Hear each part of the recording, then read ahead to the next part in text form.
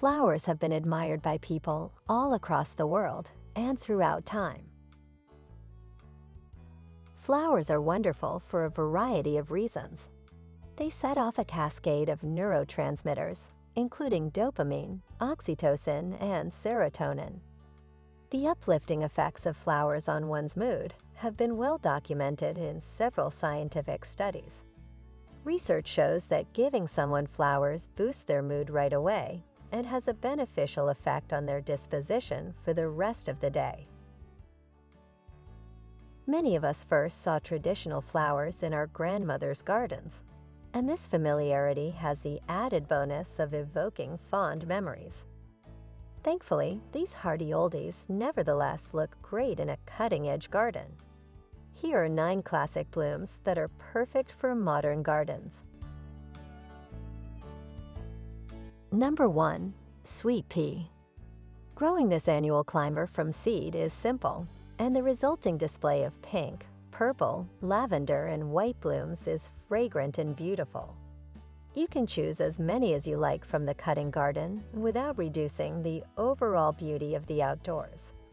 The powerful yet pleasant aroma of the sweet pea is one of its most prized qualities.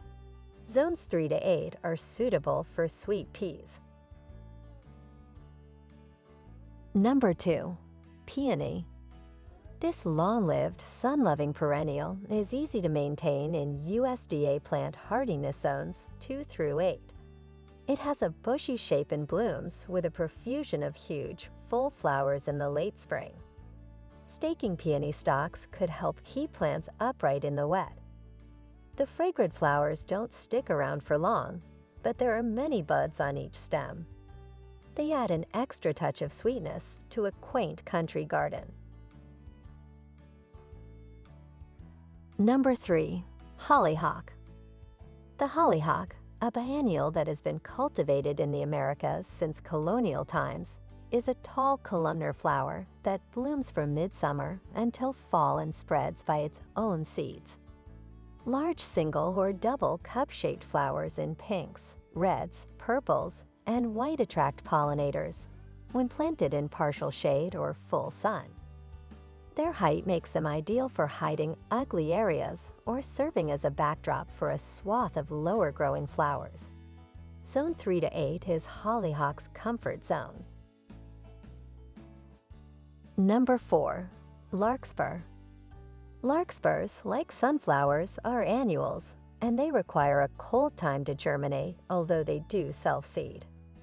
Larkspur, also known as annual delphinium, can grow as tall as 5 feet and features blooms that are softer in color than those of its close relative.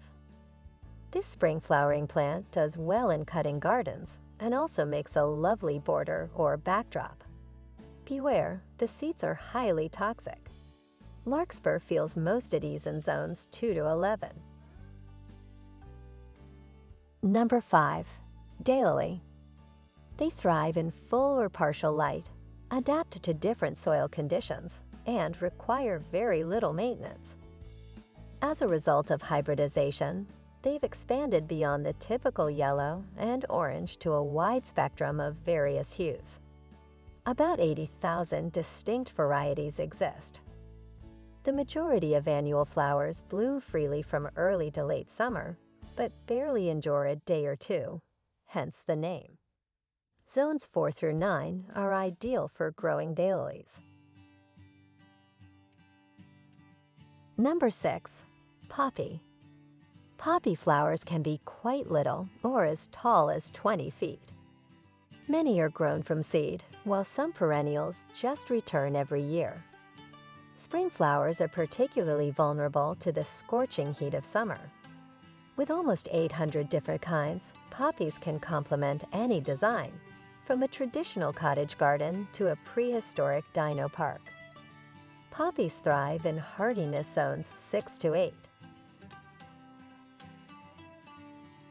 Number 7. Cosmos. Simple, daisy-like flowers in purple, pink, and white sit above ferny-looking foliage on this annual plant that reaches around shoulder height. Cosmos are a low-maintenance addition to any garden because they self-seed and thrive in high temperatures and poor soil.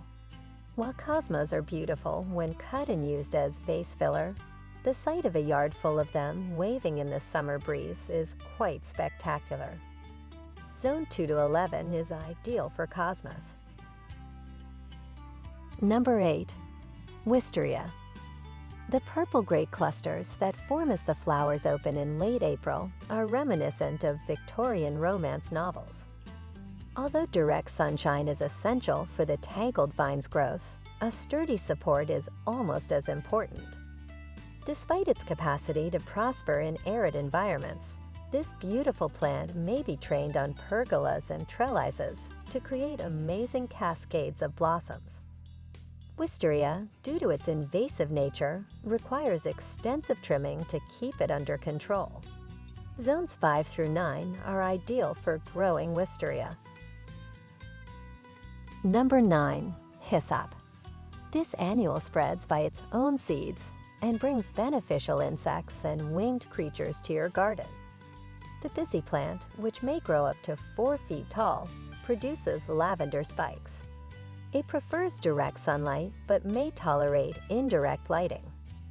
Once it's established, it requires little care. Hyssop thrives in hardiness zones 4 through 8.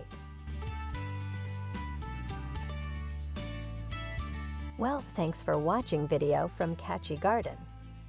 Don't forget to click like and subscribe button to always support our channel.